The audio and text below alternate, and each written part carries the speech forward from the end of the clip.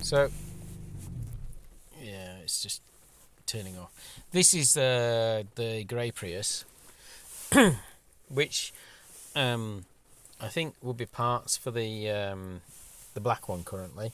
We'll take the battery out because the battery's good, and the oxygen sensor in this, probably put that in, and then we can get that black one on the road. The problem is this one is taxed and insured, whereas the black one isn't. So I could just swap over the plates, I guess.